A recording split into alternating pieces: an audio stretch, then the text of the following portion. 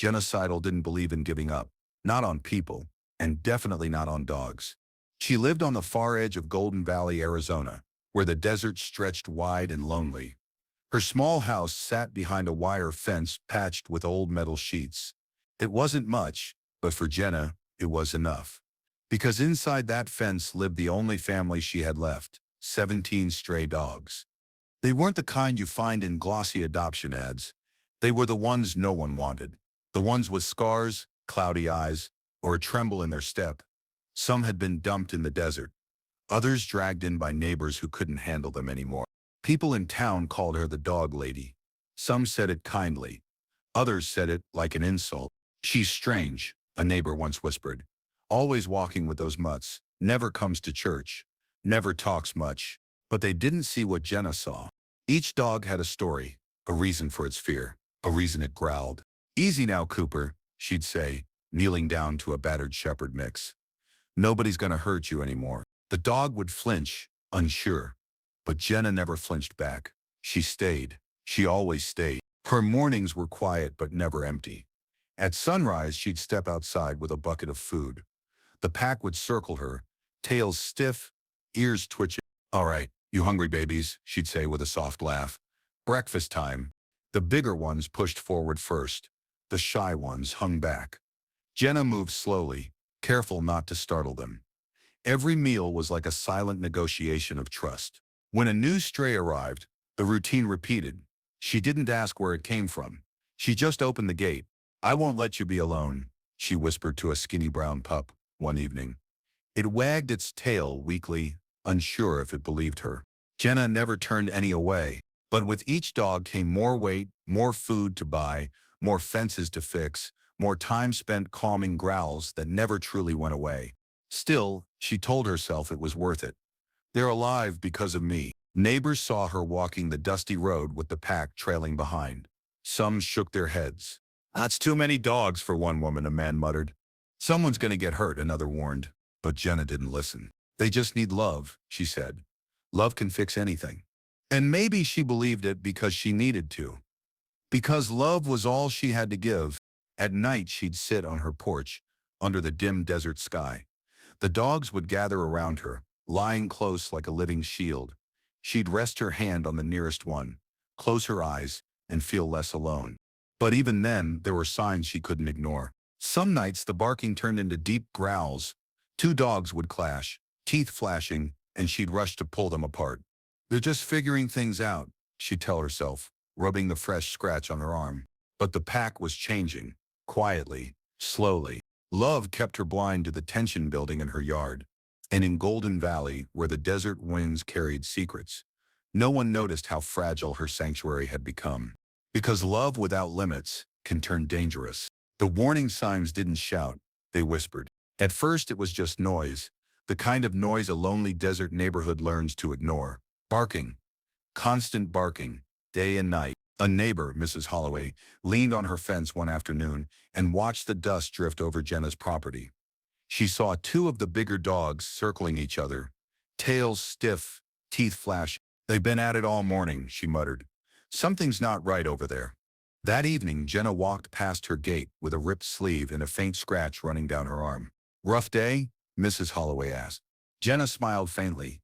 "They're just learning how to live together. It's fine." But it wasn't fine. The pack was changing. Tension simmered like heat rising from the desert floor. Fights broke out over food bowls. Growls lasted longer. When one dog snapped, another snapped back, and Jenna was always the one stepping between them. One night, the barking turned into a deep, sharp chorus of growls. A neighbor across the road, Tom Lewis, stepped out onto his porch. "Hey, keep it down," he yelled into the dark. The noise didn't stop. It built until suddenly it went quiet. Tom frowned. "That ain't normal." The next morning, he saw Jenna walking slowly to her mailbox. Her jeans were torn, and there was a bruise blooming on her leg. "You all right?" he asked.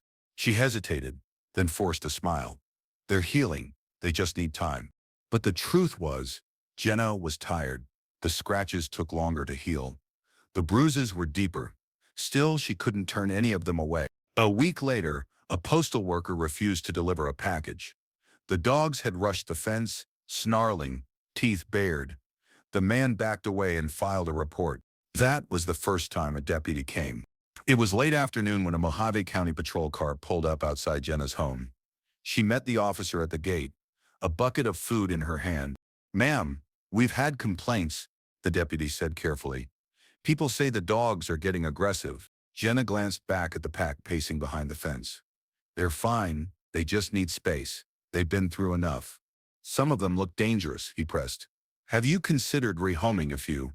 Or asking for help?" Jenna's eyes softened, but her voice was firm. "No. They've been abandoned once already. I won't do it again." The deputy sighed, scribbled a note, and left. But the calls didn't stop. Neighbors whispered in town. "I saw her arm. Looked like a bite," someone said at the grocery store. "Those dogs are out of control," another added.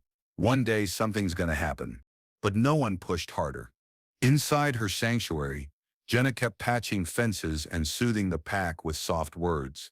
"Cooper, stop," she'd whisper when the shepherd lunged at a smaller dog. "No fighting, not here." For a moment, it would calm. But the next day, it would happen again. The dogs weren't healing the way she hoped. Their fear was still there, hidden under hunger and instinct, and in a pack with no real order. The strongest ruled. Jenna didn't see it. Or maybe she didn't want to. She told herself the barking was just noise. The scratches were just accidents. But in Golden Valley, the whispers were growing louder, and the balance on Jenna's property was already starting to tip. The whispers from the neighbors faded into background noise, but inside Jenna's yard, the tension grew louder. By the summer of 2023, the pack wasn't the same. They no longer moved like a group of broken, timid strays. They moved like a unit, wild, watchful, unpredictable. Feeding time was no longer calm. The moment Jenna stepped out with the bucket, the bigger dogs lunged first, snapping at the smaller ones. Food bowls flipped. Growls echoed like low thunder. "Hey, stop," Jenna shouted one morning, trying to push two shepherds apart. "There's enough for everyone." But there wasn't. Not really. Money was tight. Food ran low more often. Jenna stretched what she could, but hungry dogs don't understand kindness. They only understand survival.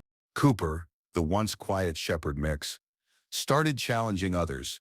He'd stand over the food, teeth bared, daring anyone to come closer.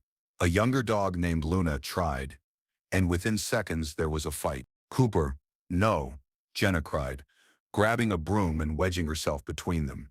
Luna yelped and ran. Cooper stared at Jenna with eyes that didn't look soft anymore. She froze. For a moment, she felt something she hadn't before, fear. But it passed. She shook her head.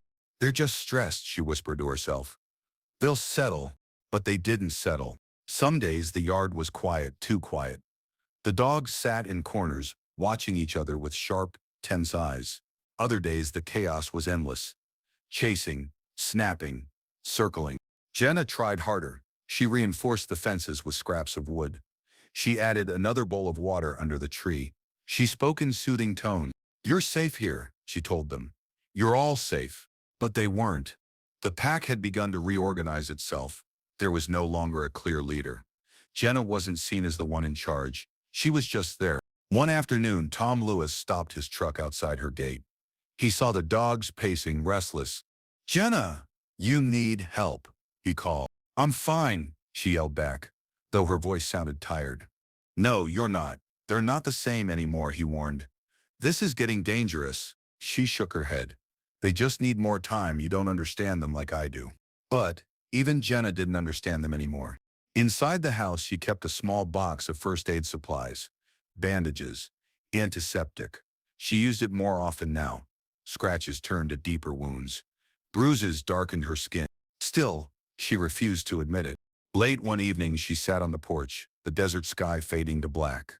The dogs lay scattered across the yard. Cooper stared into the darkness, ears twitching. Luna stayed near the fence, avoiding him. Jenna rubbed her hands together. "It's all right. Tomorrow will be better." But tomorrow was never better. By mid-August, the pack started testing the boundaries. A few dug under the fence. One chased a stray cat down the road.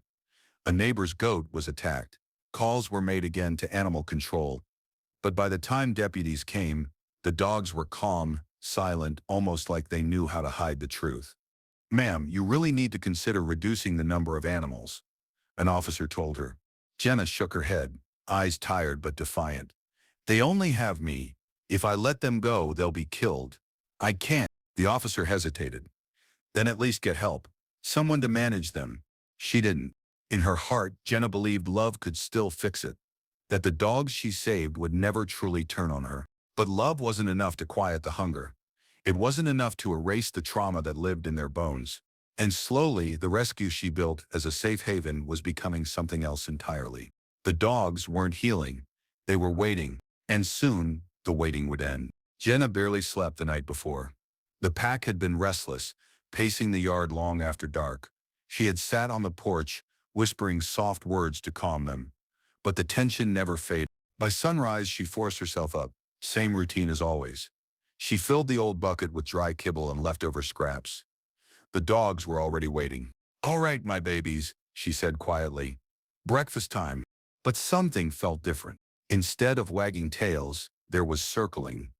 Slow, tight circles. Low growls rolled through the group.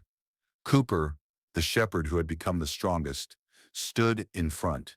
His ears were flat. His stare was sharp, fixed on Jenna. "Cooper, it's just me," she murmured, holding out her hand. "Easy." A younger dog, Luna, tried to move closer to the food. Cooper lunged at her, snapping. The others tensed, hackles raised. "Stop it," Jenna shouted, stepping between them. "There's enough for all of you." But her voice didn't carry the same weight it once had. She set the bucket down slowly. For a moment, there was silence. Just the sound of paws shifting in the dust. Then the first dog stepped forward. Then another. Jenna swallowed hard. "It's all right," she whispered. "You're all safe. It's just breakfast." But the growls deepened. At 8:15 a.m., a neighbor named Tom stepped out on his porch across the dirt road. He saw the dogs moving strangely in the yard. He frowned, leaning on his fence. "Jenna?" he called. No answer. By 9:30, the barking stopped completely. That was the first time Tom felt a chill. Her yard was never silent. He walked closer, but the front gate was slightly open. Jenna's old pickup truck was still there. "Jenna?" he tried again, louder this time. Still nothing. At 10:15, Mrs. Holloway noticed the same thing. The silence. She stepped outside and saw Tom standing by the road, staring. "Something wrong?" she asked. He pointed. "It's too quiet." "And the gate's open." Mrs. Holloway's face tightened. "Should we call someone?" Tom hesitated, then nodded. "Yeah, something's not right." By 11:03 a.m., the call went into the Mojave County Sheriff's Office. When deputies arrived 20 minutes later, the first thing they noticed wasn't the silence. It was the movement. Dozens of eyes stared from behind the patched fence. Dogs crouched low, muscles tense. Some were covered in dust. Others, in something darker. "Jesus," one deputy muttered, stepping out of the car. "Stay back," his partner warned. The yard felt wrong, too still. The deputies called out, "Jenna Sidle? Are you here?" No answer. They moved carefully toward the gate, flashlights in hand even though the sun was high. The dogs didn't scatter. They didn't bark. They just watched. A few growled low but didn't move. "Look at their fur," one deputy whispered. "That's blood." They pushed open the gate. The gravel crunched under their boots. "Where's the owner?" Then they saw it. Near the back of the yard, the dirt looked disturbed. Paw prints. Drag marks. Something pale against the ground. "Over there," the lead deputy said, pointing. They stepped closer. Jenna was lying face down in the dirt. Her shirt was shredded. One shoe missing. Her hands were torn. Fingers curled like she had tried to crawl. The deputy froze. "Oh my God." Her body was surrounded by a few dogs. Cooper stood closest. His muzzle was stained. "Move them back," one deputy said, reaching for his tranquilizer. But the dogs didn't back away. They stood still, watching silently as if the frenzy had passed, and now nothing was left. The deputies called for backup. "We've got an attack victim. Owner's down. Multiple aggressive dogs still on the property." Minutes later, animal control units arrived. Some of the dogs were so tense they had to be sedated immediately. A few charged the officers, teeth bared. "Put them down if you have to," the animal control officer said sharply. 2 dogs were euthanized on the spot. Others were dragged into crates, still snapping at the air. And in the center of it all, Jenna remained still. The deputy who had found her turned away, his voice low. She didn't stand a chance. By noon, the property was sealed. Reporters would come later. Neighbors would gather at the fence, whispering in shock. But for now, there was only silence. The sanctuary Jenna built had become the place that ended her. The deputies stepped deeper into the yard, their boots crunching over the dirt. The smell hit them first, metallic, heavy. The dogs didn't run. They didn't bark. They just watched, silent, tense, as if something inside them had already burned out. "Stay alert," one deputy whispered, his hand resting near his sidearm. Eyes glinted from the shadows near the broken shed. One dog shifted, its muzzle dark wet. Another limped, a gash on its back. None looked afraid. A younger deputy swallowed hard. "Why aren't they moving?" "Because they're not scared of us," his partner said quietly. The trail was easy to follow. Drag marks in the dirt, streaks of red smeared with paw prints. Bits of torn fabric clung to the dry ground. And then they saw her. Jenna lay face down, her arms bent under her, her fingers buried into the earth like she had clawed for grip. One shoe was missing. Her shirt was in ribbons. "Oh, God," the younger deputy muttered, stepping back. Her left leg was shredded below the knee. There were deep bites across her arms, her back, her shoulders. The injuries weren't from one dog. They were from many. "She tried to get away," the older deputy said, voice tight. "She was crawling." The pack stood just a few feet away. Cooper was closest. His chest rose and fell slowly. His fur was matted with dirt and blood. He didn't growl. He didn't move.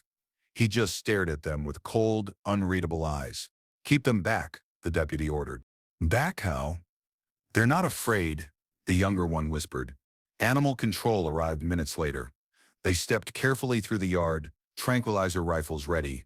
"Don't make sudden moves," one officer said softly. The dogs didn't resist when the first tranquilizer dart hit. One by one, they sank to the ground, silent. But a few fought back. One lunged at the officers. Another snapped at the crate door. "Put it down," someone yelled. A single shot echoed. Two more dogs were euthanized on the spot. Through it all, Jenna didn't move. The deputy knelt beside her, his gloved hand trembling slightly as he checked for a pulse he already knew wasn't there. "She's gone," he said softly. A veteran officer who had seen worse scenes than most could imagine still looked shaken. He turned to the others. "Cover her. No one needs to see her like this." They laid a tarp over her body, but it didn't hide the truth. She hadn't died quickly. She hadn't died peacefully. She had fought. She had tried to crawl away.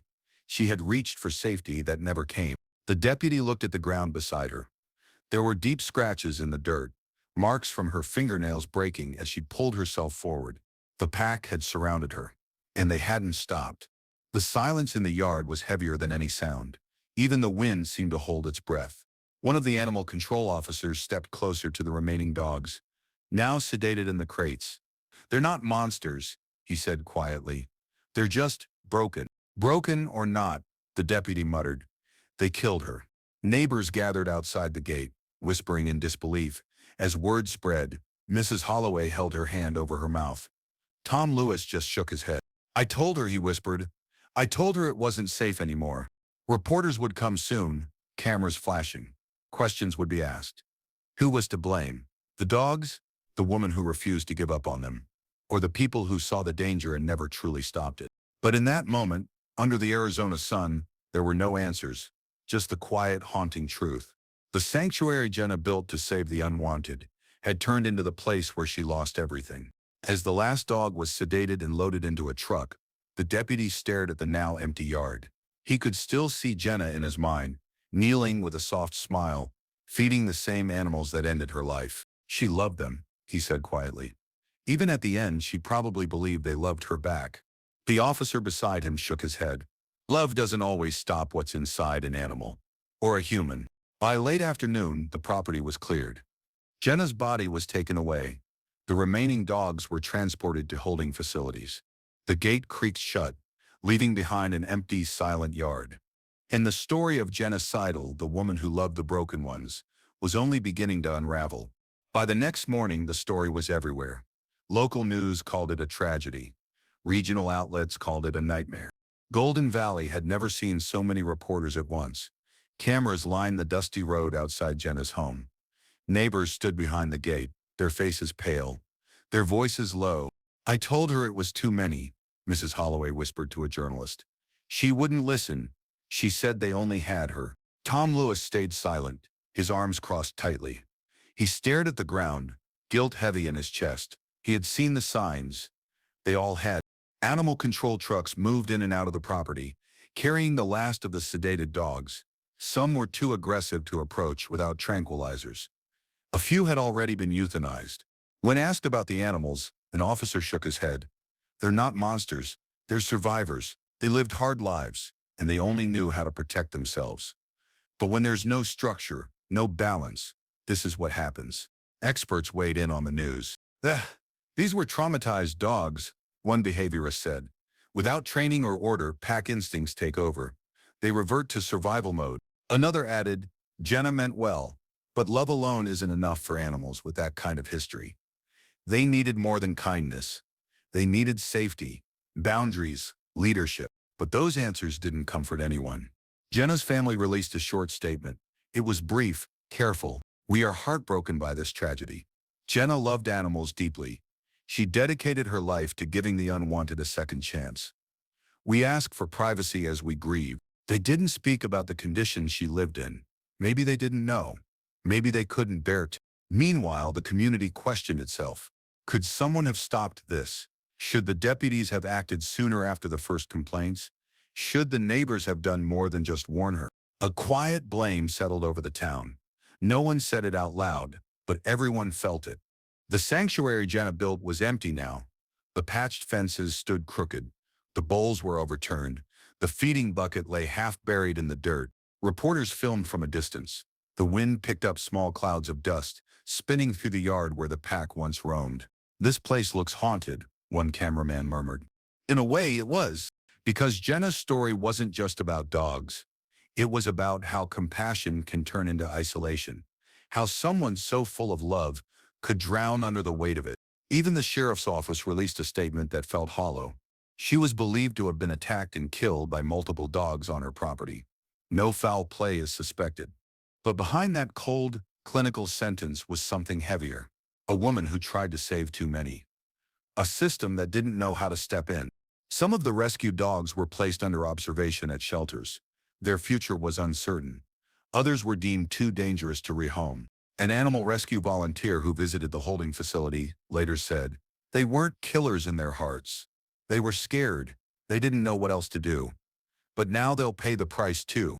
And so would Jenna. Neighbors started leaving flowers at her gate. A small handmade sign appeared reading, "She gave them love. Rest in peace, Jenna." Mrs. Holloway placed a single candle on the fence post.